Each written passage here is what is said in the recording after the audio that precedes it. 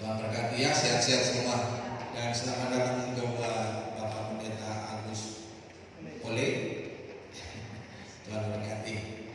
Nah, hari ini kita akan belajar kebenaran firman Tuhan. Gereja Bethel Indonesia memberikan tema buat kita hari ini di minggu yang ketiga ini adalah iman dan kasih setia Tuhan. Jadi Bapak Ibu Saudara berkasih Tuhan, di dalam perimanan kita kepada Kristus, supaya kita tidak ragu untuk mengiring Tuhan, supaya kita tidak ragu untuk percaya kepada Tuhan, untuk kita tidak ragu mentaati kebenaran firman Tuhan. Karena kasih setia Tuhan itu dari selama-lamanya sampai selama-lamanya. Adapun berbagai persoalan yang kita hadapi, tantangan hidup yang menerpa perahu kehidupan kita, namun kasih setia Tuhan itu tetap dari selama-lamanya sampai selama-lamanya. Nah, di dalam Roma pasal yang ke-8 ayat yang ke-35, Roma pasal 8 ayat 35 berkata begini: siapakah yang akan memisahkan kita dari kasih Kristus? Penindasan atau kesesakan atau penganiayaan atau kelaparan atau ketelanjangan atau bahaya atau pedang. Jadi Bapak Ibu Saudara, persoalan hidup, persoalan jasmani kita Bapak Saudara, tentang makanan, tentang pakaian, tentang kebutuhan kita sehari-hari Bapak Saudara, dalam firman Allah berkata, itu tidak dapat memisahkan kasih Kristus kepada kita. Penganiayaan sekalipun, apapun perlakuan orang terhadapmu, itu pun tidak dapat memisahkan kasih Kristus kepadamu. Karena Tuhan itu sungguh mengasihi kita dan Dia berkorban untuk saudara dan saya. Bulan-bulan yang kita lalui sekarang, banyak di antara kita sudah mengikuti perayaan Natal, perayaan kelahiran Yesus Kristus, di mana di situ kita menyambut bahwa Sang Mesias Juru Selamat yang memberikan jaminan di dalam hidup kita, Dia tidak mati, tetapi Dia bangkit, Dia naik ke surga menyediakan tempat bagimu dan bagiku. Bukan seperti para ahli-ahli agama, bukan seperti pemimpin-pemimpin agama di luar sana. Mereka mati tidak bangkit lagi, dan mereka mati, nama mereka tidak mengagumkan lagi, nama mereka tidak dapat berbuat sesuatu, tidak kuasa di dalamnya. Tetapi di dalam Yesus Kristus, sekalipun Dia tidak ada, saudara, ketika kita memakai namanya itu saja, maka ketika kita sakit, kita disembuhkan oleh Tuhan. Ketika kita mengalami persoalan hidup, Tuhan memberikan penghiburan di dalam hidup kita. Namun Bapak Ibu Saudara berkasih Tuhan, kalau dalam kepercayaan lain, kalau ada pemimpin-pemimpin agama, maka hanya sejarah saja yang diingat oleh umatnya. Tetapi saudara berkasih Tuhan, Allah kita, Tuhan kita, Juru Selamat kita di dalam Yesus Kristus, kasih-Nya tidak pernah berkesudahan. Apapun persoalan, apapun masalah kita dalam hidup kita hari ini, tidak ada satupun yang menghalangi kasih Kristus terhadap kita. Nah, satu hal yang dapat menghalangi kita bersaudara dengan Allah, itu adalah dosa.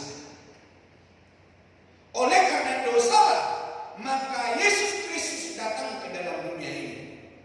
Manusia banyak usaha untuk bertemu dengan Tuhan. Manusia banyak usaha untuk bebas dan bisa berdampingan dengan Tuhan.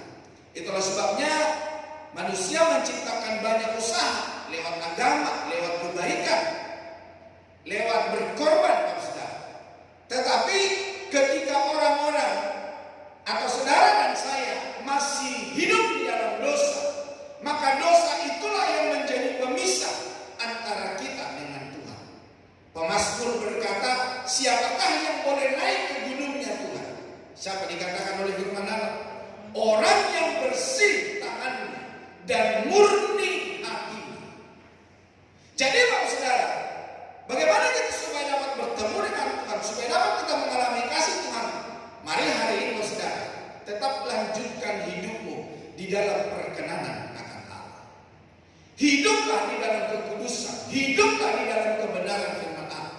Bukan hidup menurut daging, bukan hidup menurut kemauan, bukan hidup menurut ego manusia, tetapi kita mengikuti kebenaran firman Allah. Memang sakit, saudara.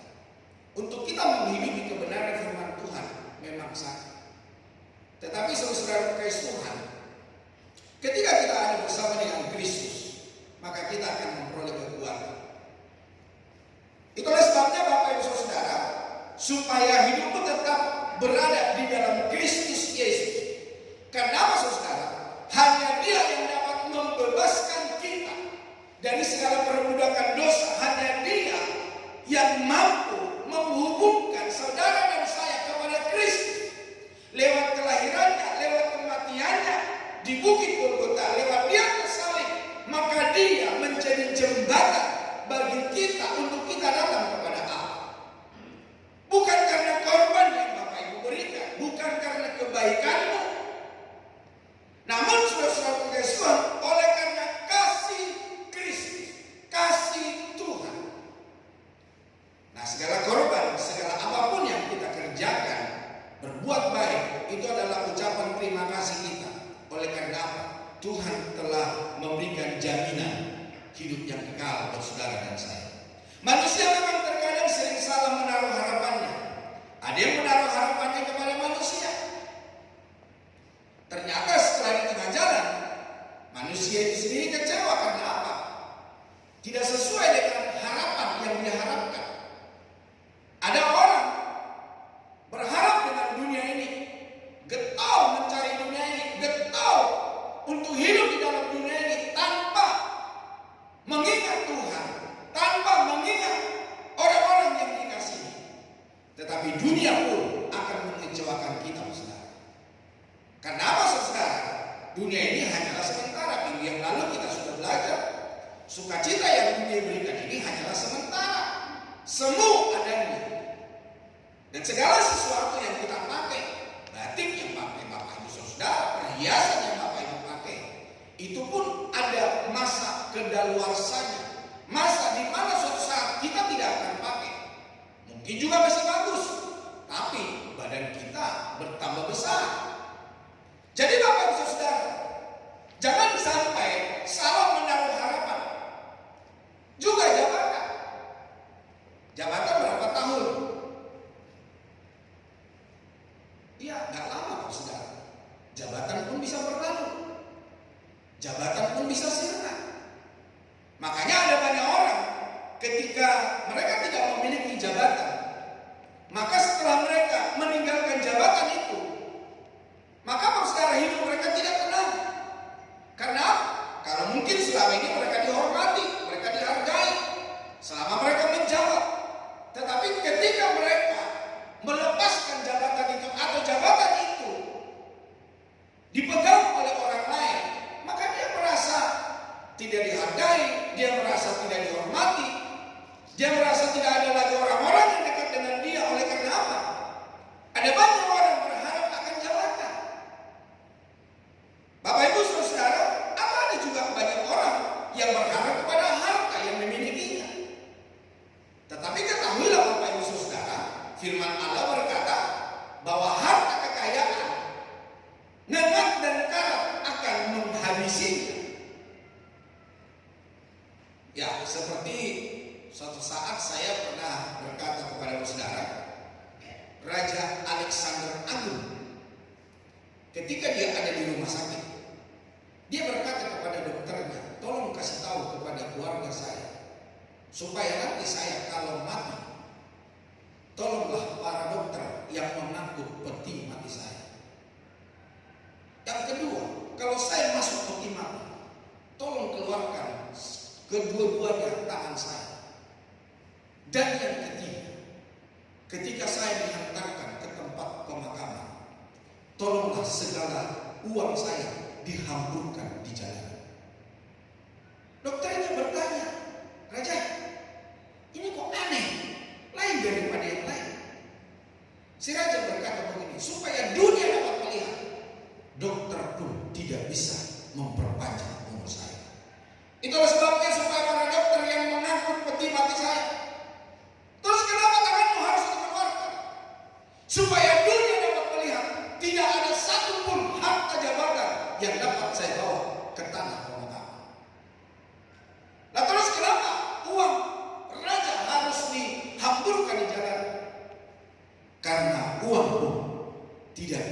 bawa kepada kematian. Uang itu hanya di pinggiran pekuburan. Dan dia akan berkata kepada saya, bye-bye Raja Alexander. Uang itu hanya bisa membeli peti mati. Uang itu hanya bisa membeli tanah. Uang itu hanya bisa membayar orang-orang menggali tanah. Uang itu hanya bisa membeli makanan buat orang-orang yang datang menjenguk saya. Tetapi satu peser pun tidak bisa saya bawa uang itu kepada kematian. Sekali lagi saya berkata saudara, ada jemaat kami cukup kaya. Ketika bapak itu meninggal, anak-anaknya berkata begini sama saya, Pak Uber, kita ke rumah duka mau pilih peti mati.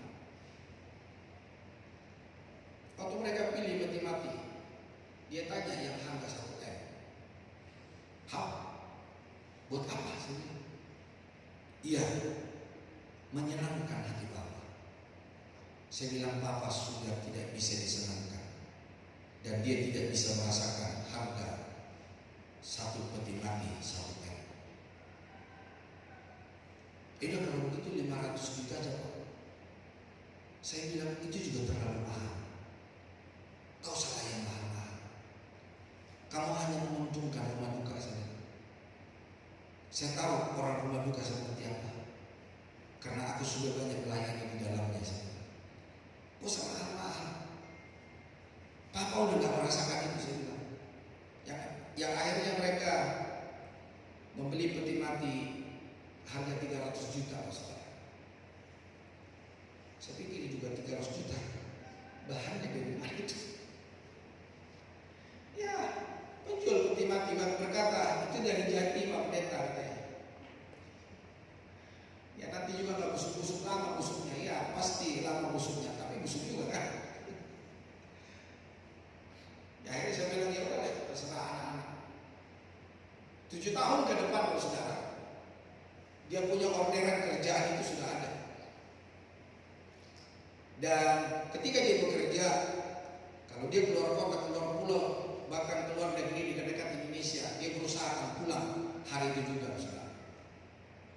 Dan saya melihat saudara, sekalipun dia kaya, dia tidak bisa memperpanjang umurnya dengan kekayaan. Itulah sebabnya Bapak Saudara, jangan punya harapan, menaruh harapan kepada harta, milik, apa yang kita punya hari ini.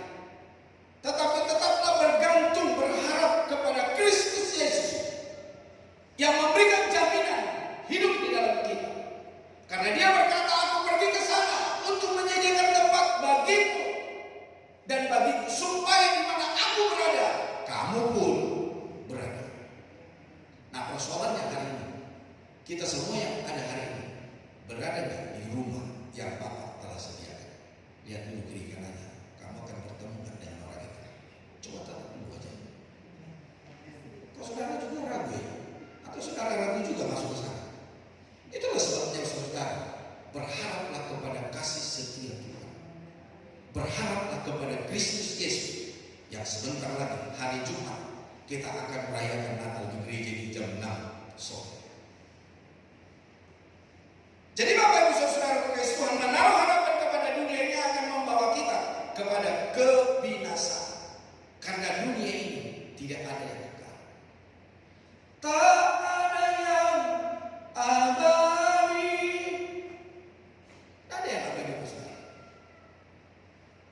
Handphone yang Bapak Ibu miliki berapa harganya?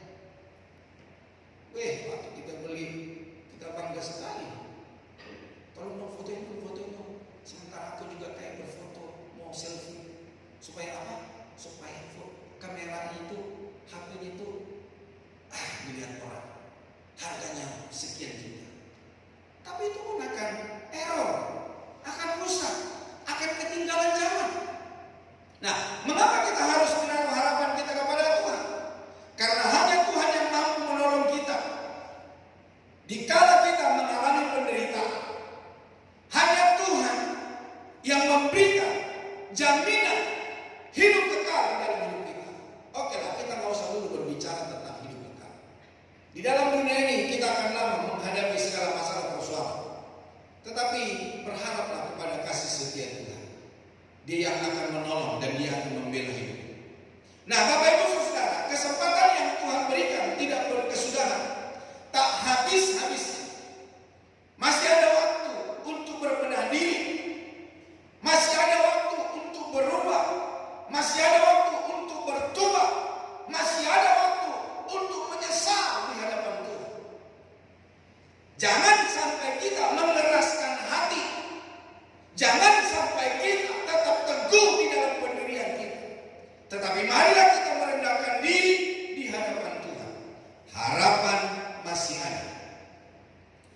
bukan dengan mengandalkan kekuatan manusia, tetapi mengandalkan kasih setia Tuhan.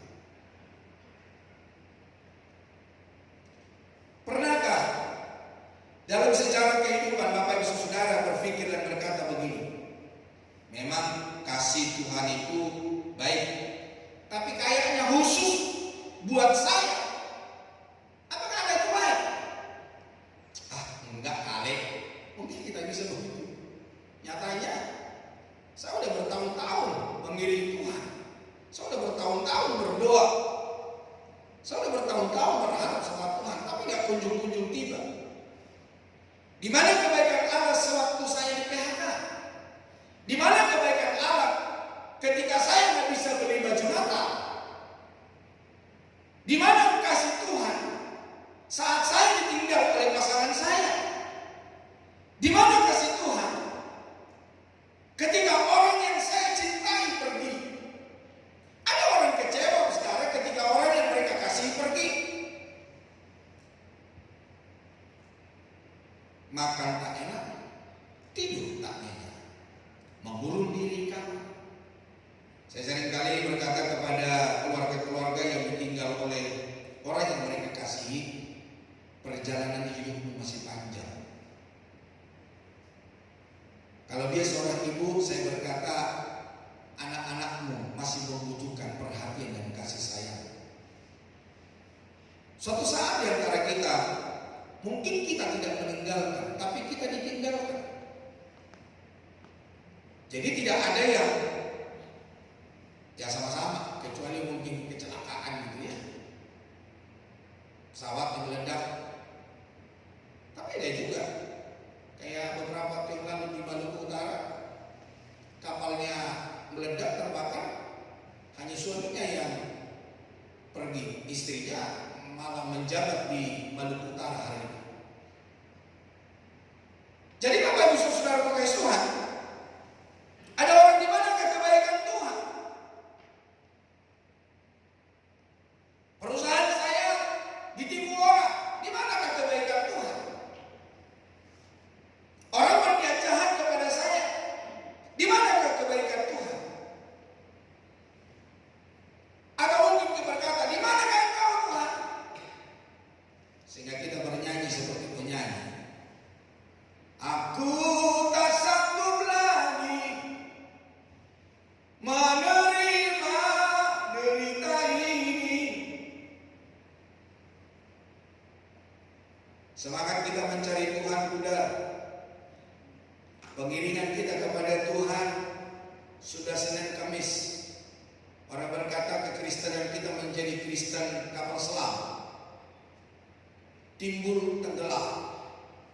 Ya kalau suka timbul, kalau nggak suka tenggelam. Atau orang bilang Kristen kipas katanya. Apa itu Kristen kipas? Kristen pasca. Kalau pasca baru nongol. Atau orang bilang kristal katanya, Kristen Natal. Udah mau menjelang Natal nongol dia. Di sini nggak ada ya? Nggak ada Pak Pendeta di sini. Jemaat kami di sini setia semua. Seorang anak namanya Fani, sewaktu dia masih berumur 6 minggu, dia terserang penyakit mata, minor inflammation. Nah, nanti saya akan belajar sama Pak Ari cara bacanya. Dan anak itu dibawa ke dokter, saudara.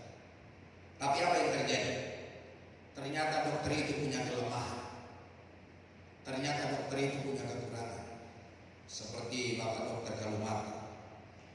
Sehingga kedua mata Fani menjadi buta total dan permanen.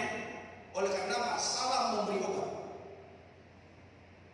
Namanya Fanny J. Crosby. Mungkin selama ini kita kenal dia. Dan sering lagu yang diciptakannya kita nyanyikan. Senang di tangan Tuhan, senang dalam Yesus. Itu adalah ciptaan beliau, saudara. Justru ketika dia mengalami kebutaan itu, dia malah banyak berkarya untuk Tuhan. Saya tidak tahu perkembangannya hari ini. Dia belum sampai umur 20 tahun, saudara. Sampai umur 17-18 tamat SMA masih dia bisa melihat. Kacamatanya cukup tebal. Dan beberapa waktu yang lalu dibawa ke rumah sakit untuk dioperasi. Ternyata operasi itu membuat dia jadi tidak bisa melihat. Saya berkata di media sosial ibunya, saya bilang, "Ibu, Tuhan punya rencana di dalam hidup anak ini. Memang itu bukan sesuatu yang gampang untuk diterima. Kalau itu terjadi dalam hidup saya, belum tentu saya mampu, belum tentu saya kuat kayak ini." Anak itu, saudara, harus belajar angka-angka, huruf.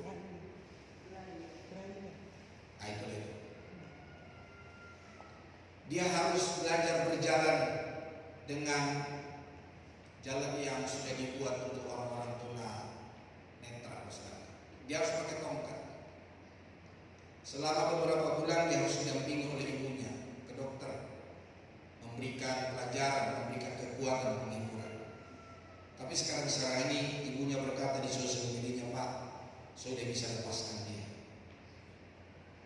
Dan saya dengar dia main keyboard, direkam oleh ibunya. Saya bilang, luar biasa, saya aja yang bisa melihat, gak sehebat dia sebenarnya. Bukan hanya dia bisa bermusik, suaranya pun bagus. Saya tahu 5 tahun ke depan seperti apa anak ini. Tapi ketahuilah Bapak Saudara, segala sesuatu yang terjadi, kasih setia Tuhan, rencana Tuhan sangat indah. Makanya firman Allah berkata, rancanganmu bukanlah rancangan. Gampang menghadapinya? Oh tidak.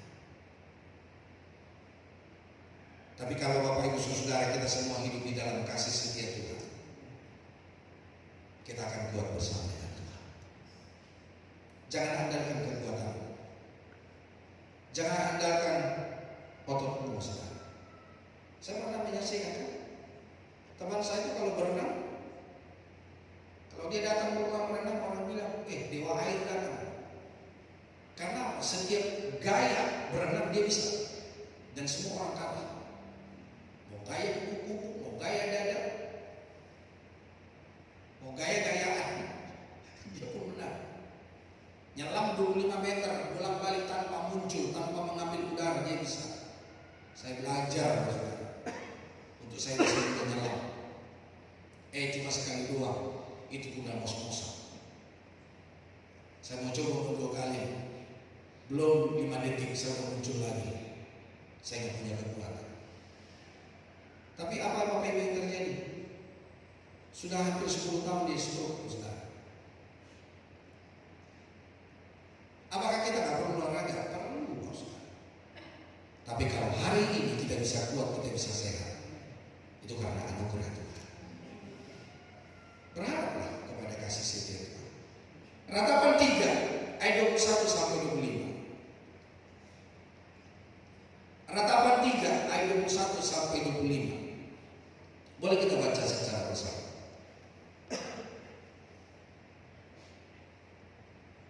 Sudah ketemu?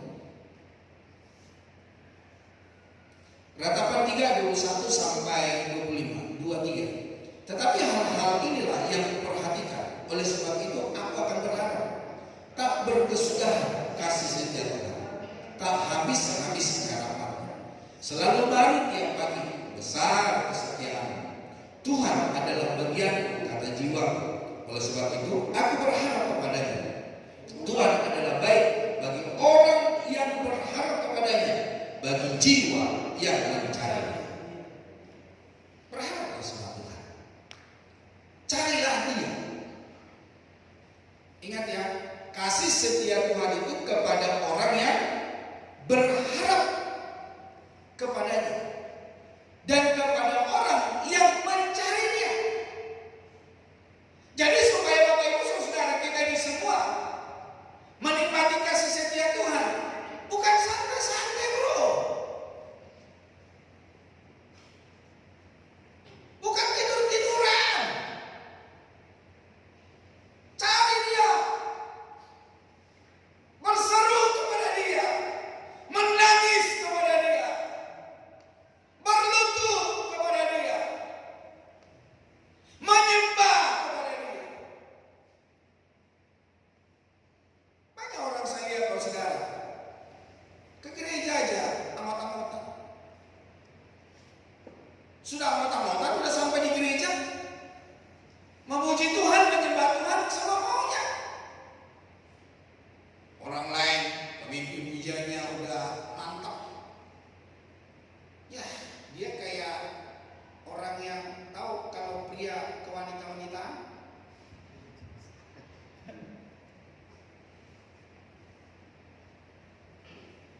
Udah begitu beribadah sambil pegang-pegang kursi lagi, tengok kiri, tengok kanan. Terus pulang. Ini khusus ini suruh berdiri kita terus nih. Waktu khotbah ini pendeta, khotbahnya lama benar. Udah begitu khotbahnya nyinggung saya dari awal sampai akhir. Tidak ada Bapak Ibu yang di sini. Saya tidak tahu persoalan masalah keadaan seperti apa. Tapi kalau Tuhan berbicara kepada hari ini, saudara, Tuhan sayang dengan kasih setia Tuhan itu berlaku dalam hidup. Nah sekarang tergantung kita. Mau nggak berharap sama Tuhan? Mau nggak mencari Dia?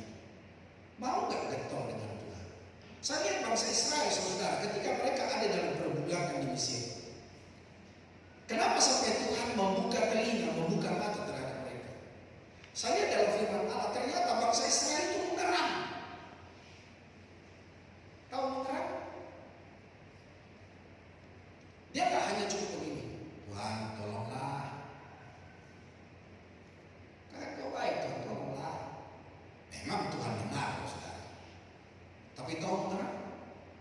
Berteriak sekeras-keras, menangis sekeras-keras, berseru kepada Tuhan sekeras-keras. Mungkin sampai habis suaranya.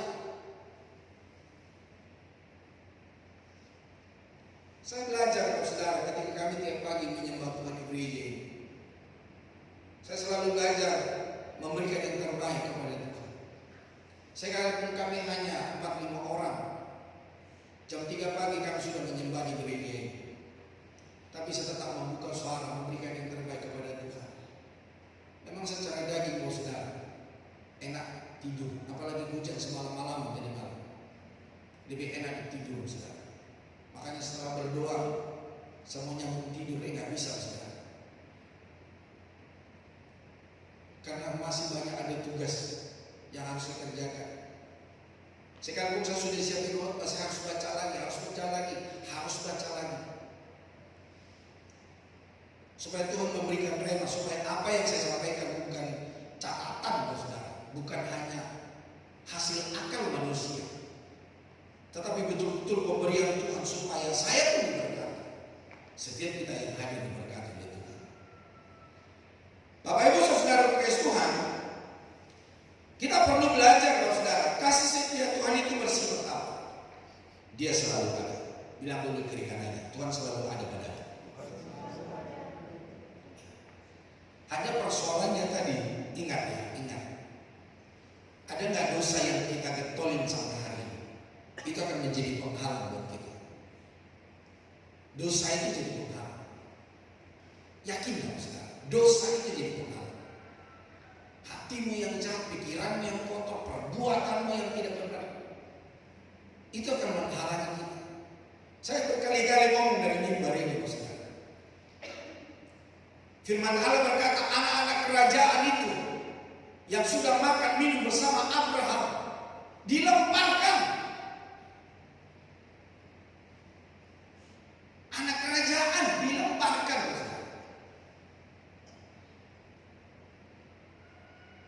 Tidak tahu dengan kita, saudara, apakah kita entar masuk dalam kerajaan atau kita yang ditolak, saudara. Kasih setia Tuhan itu selalu ada. Cuma persoalannya kita siap apa tidak. Persoalannya kita ini benar enggak di hadapan Tuhan. Makanya almarhum Gus Dur berkata, agama yang terlebih dekat kepada Allah itu adalah agama Kristen. Karena orang Kristen panggil Tuhan itu Bapa. Dia bilang gak perlu pakai mikrofon. Firman Allah berkata, masuklah ke kamar, kunci pintu, ngomonglah sama Tuhan. Namun persoalannya ketika kita ngomong sama Tuhan, Tuhan membuka telinganya enggak? Tuhan menyendingkan telinganya enggak? Matanya dibuka enggak untuk kita? Atau seperti firman Allah berkata, langit seperti tembaga, doa tidak akan tembus. Ketika kita berdoa hanya sampai ke plafon doang. Kasih setia Tuhan bukan produksi di dunia ini, sehingga bisa kehabisan stok dan tidak lagi tersedia. Bapak Ibu baca di dalam Mazmur 136. Mazmur 136. Ada beberapa pasal itu. Ada beberapa ayat. Setiap ayat di akhir daripada ayat itu berkata bahwa kasih setia Tuhan dari selama-lamanya sampai selama-lamanya. Itu bagi siapa? Bagi semua manusia. Tapi siapa manusia itu? Ratapan tadi berkata yang berharap kepadanya, yang mencari Dia. Jangan hanya mencari uang, jangan hanya mencari makanan dan minuman. Saya mendengarkan kesaksian cukup lucu juga. Boleh ya Bu ya, saya sampaikan. Ada seorang ibu yang mengajak suaminya berkata, jangan cari duit terus. Kapan ke gereja? Apalagi kamu mau nyanyi di hari Natal. Jangan cari duit terus. Nanti saya kesepian di surga katanya. Pak Gembara ada pasangannya, Pak Ariel ada pasangannya. Masa aku sendiri nanti di surga?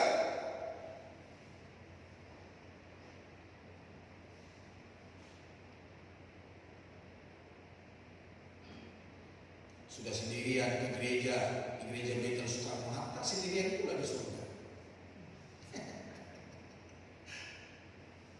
Saya pikir betul juga. Saya terharu dengan ibu ini. Saya setiap kali juga ngomong sama suaminya, ayo. Bapak itu saudara. Dalam ratapannya Yeremia justru menyatakan bahwa kasih setia Tuhan adalah hal yang tak berkesudahan dan tak habis-habis. Hanya tergantung kita, saudara.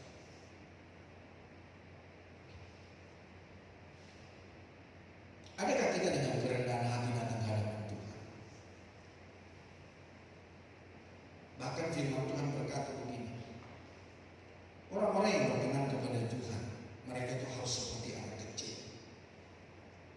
Anak kecil itu tidak memiliki dendam.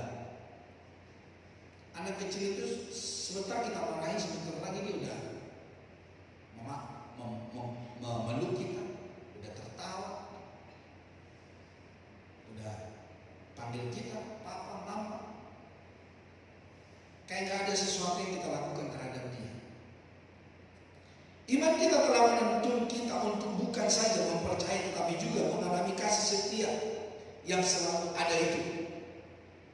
Dari kekal sampai kekal, kasih setianya selalu ada. Yang kedua, saudara, firman Allah berkata selalu baru.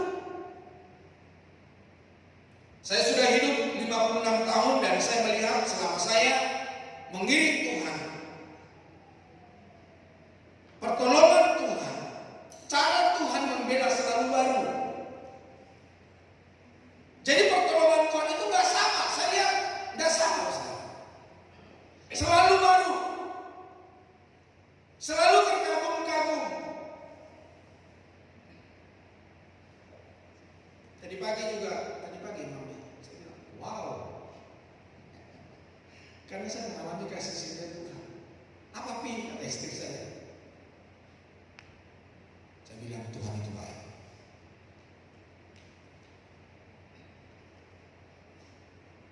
Apa yang tidak saya sangka-sangka, apa yang tidak saya pikirkan. Kasih setia Tuhan dinyatakan dalam hidup selalu baru. Tiap hari. Mungkin bukan hanya saya mengalami, Bapak Ibu juga mengalami. Artinya Tuhan tidak memberikan yang sisa, yang basi, melainkan selalu terbaik bagi seluruh umatnya. Tahun berganti, waktu terus berlalu. Apa yang lama telah menjadi usang, namun kasih setia Tuhan terus menerus selalu baru tiap hari. Cintanya orang, cintanya pasangan kita usang, tapi cintanya Tuhan tidak pernah usang. Sekarang mungkin hari ini dalam setiap harapanmu, doamu kepada Tuhan belum melihat pertolongan Tuhan. Bukan pertolongan Tuhan itu habis, bukan. Bukan kasih setia Tuhan itu rusak, bukan. Dia tidak lupa akan janjinya. Tapi dia pun akan melihat engkau. Apakah engkau tetap berharap kepadanya? Apakah kau tetap mencari wajahnya? Karena seringkali begini, ketika kita tidak menerima apa yang kita doakan, hamba Tuhan, orang-orang lain yang suka berkata begini, jawaban Tuhan itu iya, jawaban Tuhan itu tunggu dulu, dan jawaban Tuhan itu tidak sama sekali.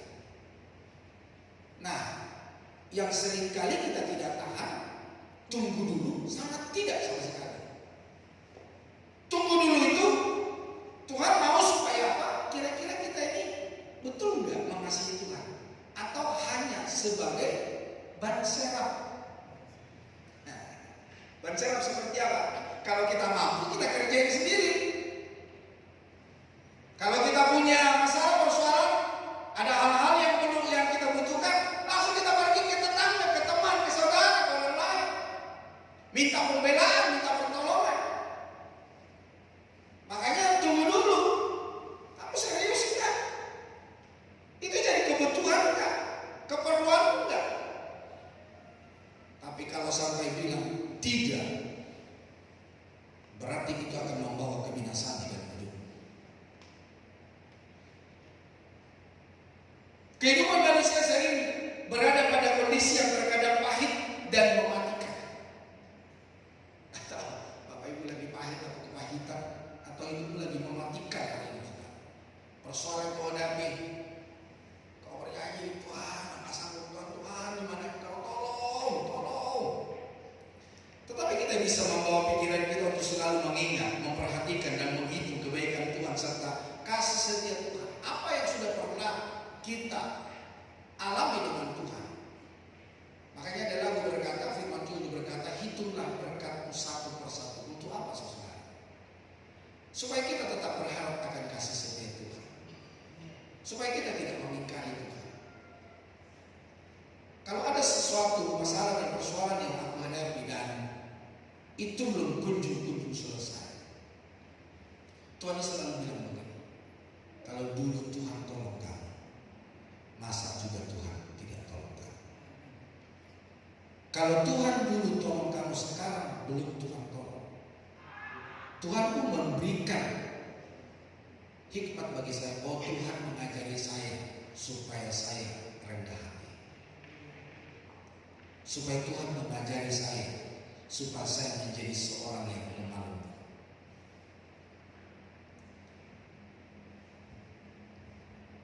Pemazmur menulis dalam Mazmur 90 ayat 12, ajarlah kami menghitung hari-hari kami sedemikian hingga kami beroleh hati yang bijaksana.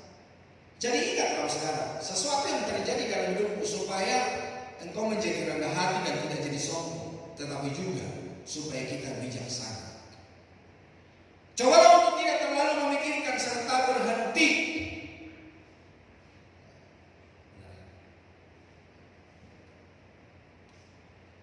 menghitung segala masalah dan sengsara kita. Serahkan segalanya kepada Tuhan, karena setiap sengsara kita telah Tuhan hitung, dan air mata kita Dia taruh di dalam kiribatnya. Mazmur 56 ayat 9. Bagian Allah adalah menghitung air mata dan kesusahan kita, sedangkan bagian kita adalah menghitung kasih setia, berkat-berkat dan kebaikan kita. Seberapa banyak air mata yang kau curahkan dalam setiap pergumulan masalah yang kau hadapi, itu semua ditampung oleh Tuhan di kiribatnya.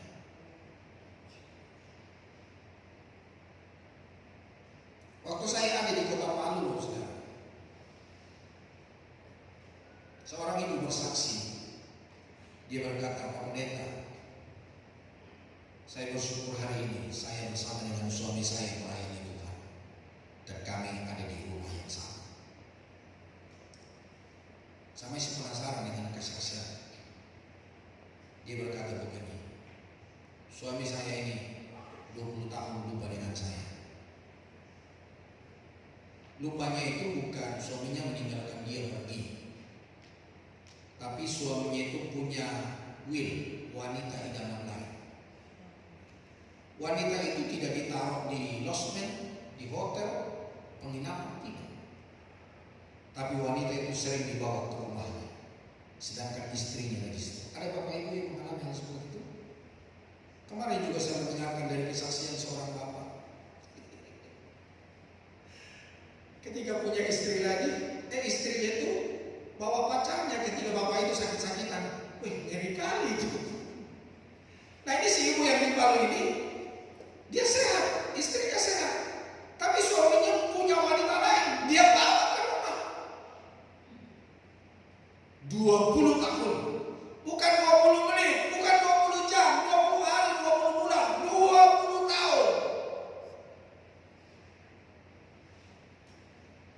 Dia selalu menangis kepada Tuhan. Pak Pendeta, saya berumur 20 tahun. Bapak Ibu tahu, ketika suaminya datang ke rumah dia lagi berdoa, apa yang dilakukan dari suaminya? Dia tendang itu pantat. Lagi berdoa loh Pak, lagi berdoa loh. Kejamnya dikalah. Mungkin bisa seperti lagu itu. Bekas tamparan tanganmu merah di pipi. Coba Pak Denny nyanyikan Pak. Tapi ingat Ustaz, sekejam apapun yang Bapak Ibu hadapi, air mata Bapak Ibu ditampung oleh Tuhan di depan. Tuhan tidak pernah lupa akan janjinya. Ia akan menepatinya tepat pada waktunya, karena Ia tahu waktu yang tepat untuk membebaskan, memberkati kita dari kesengsaraan kita. Itulah sebabnya jadikan Tuhan sebagai harta kesayangan di dalam hidupmu. Bukan mobilmu, bukan rumahmu, bukan anakmu, bukan hartamu, anak kesayanganmu. Tapi jadikan Tuhan sebagai harta kesayangan. Kalau kau sehat, kalau kau punya harta, kalau kau punya segala sesuatu, itu pemberian Tuhan. Ya, kalau Bapak Ibu perhatikan khotbah saya beberapa waktu yang lalu, ya kalau kita juga punya harta, itu juga anugerah Tuhan. Kita punya harta, kita bisa menikmati, itu juga kasih karunia Tuhan. Jadi tidak ada yang bisa kita sombongkan. Bangga kita boleh, tapi jangan sombong. Jangan jadi angkuh. Tuhan adalah bagianku, kata jiwaku. Oleh sebab itu aku berharap kepadanya. Terjemahan lain mengatakan Tuhan adalah harta yang terbesar. Jadi jadikan Tuhan sebagai harta kesayangan, bagian yang terpenting dari segala-galanya dalam hidup kita. Harta dan materi dunia ini adalah hal yang fana, sementara menat dan karat akan menghabisinya. Apa saja dapat membuat segala harta dan kekayaan kita hilang, musnah. Kami kemarin melewati sebuah perumahan dan temanku yang baik hati itu, yang ganteng itu berkata begini, Bapak tahu Pak, ini dulu dari suku kami terkaya, dia yang punya perumahan ini katanya. Tapi karena dia tidak menjaga diri, semua habis. Dia punya perumahan sendiri, dijual sama orang, dia bangun rumah dijual sama orang. Tapi ya, pada akhirnya hancur juga. Itulah sebabnya firman Allah berkata, Matius 6 ayat 19 dan 20, baca bersama 23. Janganlah kamu mengumpulkan harta di bumi. Di bumi lengat dan karat merusakkannya, dan pencuri membongkar serta mencuri. Tetapi kumpulkanlah bagimu harta di surga. Di surga lengat dan karat tidak merusakkannya, dan pencuri tidak membongkar serta mencuri. Masih ingat kesaksian seorang gembala sidang dari Korea? Ketika Tuhan memberikan kesempatan buat dia melihat penglihatan tentang hidupnya dan tentang anak-anak Tuhan, hamba-hamba Tuhan dan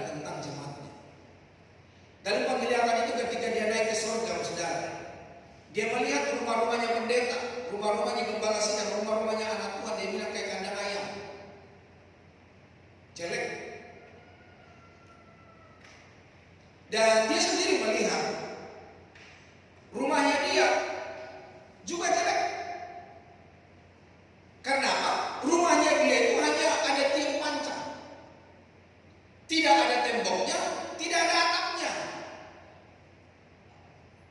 Tetapi ketika dia melihat dalam kerajaan surga, Tuhan memberikan penglihatan.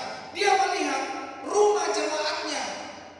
Dia berkata, orang ini gak pernah melayani, orang miskin, gak pernah berbuat sesuatu di gereja. Rumahnya menteng, megah, indah, berkilau-kilauan.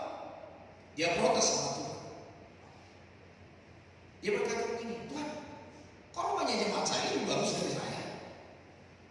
Saya kan seorang pendeta besar, gembala sidang besar.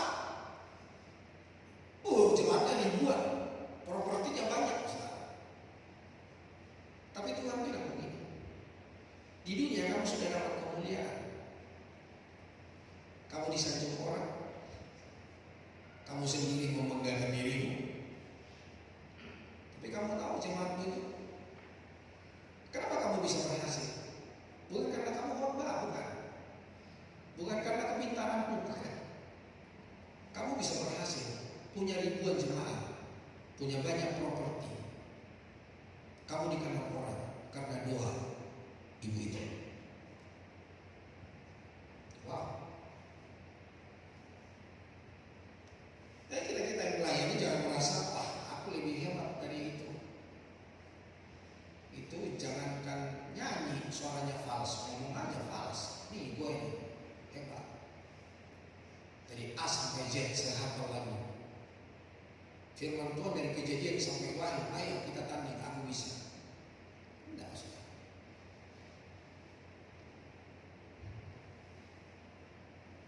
Kumpulkanlah harta kita dalam kerajaan surga.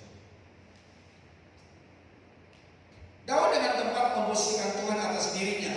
Ia berkata dalam Mazmur 73 ayat 25 dan 26, siapa gerangan yang ada padaku di surga selain Engkau? Selain Engkau tidak ada yang kuingini di bumi, sekalipun dagingku, hatiku habis lenyap, gunung batuku dan bagianku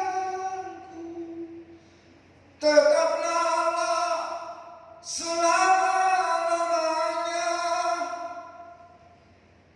Kita tahu bahwa Daud adalah raja yang dipakai Tuhan, raja yang diurapi oleh Tuhan.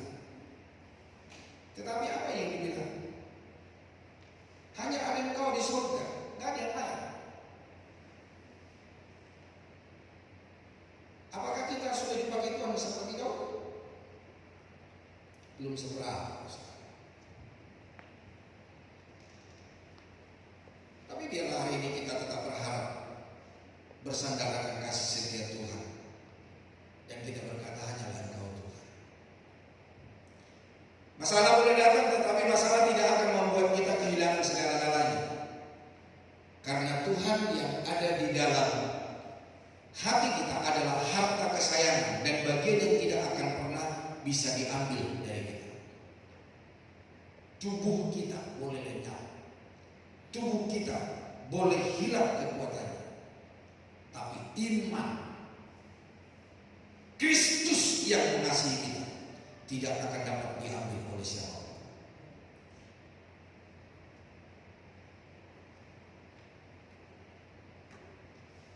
Yang terakhir, ya, selalu baik. Kasih setia Tuhan itu tidak ada yang artinya begini, kalau kita punya kendaraan ada karat-karatnya. Kalau kita memberi kasih makan orang udah kadaluarsa. Saya seringkali karena kurang perhatian membeli makanan kadaluarsa. Atau ada orang memberi makanan udah mulai basi, jadi sudah mulai ada kayak nempel-nempel gitu ya. Ada sudah mulai jauhan. Ada orang-orang begitu sekarang. Jadi memberikan kepada orang lain itu bukan karena dia mengasihi, karena memang sudah kadaluarsa. Saya kadang-kadang pikir, saya nggak bisa beli makanan seperti ini. Tapi kalau memberi ya jangan begitulah. Gak tahu Bapak Ibu pernah nggak mendapatkan seperti ini? Yang memberi itu bukan orang nggak punya, Ustaz. Malah saya suka melihat pemberian orang nggak punya itu malah yang fresh. Tapi saya melihat orang-orang memberi, udah mulai bau basi, udah mulai jamuran, udah mulai kalau makanan basah itu sudah ada kayak lem-lemnya gitu, udah kayak lengket-lengket. Tapi kasih setia Tuhan selalu baik. Tidak ada lecetnya, tidak ada jamurnya, tidak ada nodanya sedikit pun. Selalu ada dan selalu baru. Sifat berikutnya dari kasih setia Allah adalah selalu baik adanya. Kebaikannya itu akan dialami oleh mereka yang berharap. Yang berharap, ingat, berharap seperti kita baca tadi di dalam ratapan. Dialah sumber pengharapan abadi sepanjang masa. Tidak ada yang lain. Bapak Ibu bisa berharap pada saudara, tapi 2, 3 kali, 5 kali Bapak Ibu tetap datang ke dia. Dia akan tutup pintu. Dia akan gentle terhadap saudara.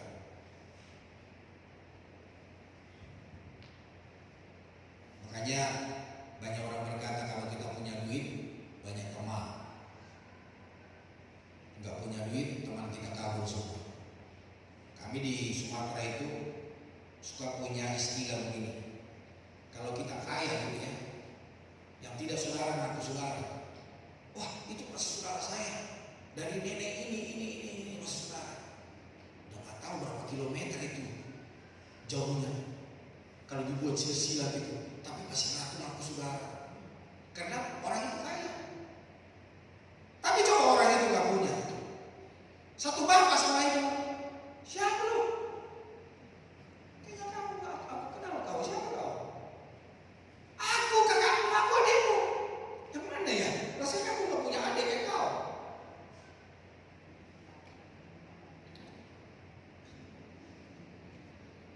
Kebaikannya juga tersedia bagi jiwa-jiwa yang mencari dia. Jadi ingat, berharap mencari dia.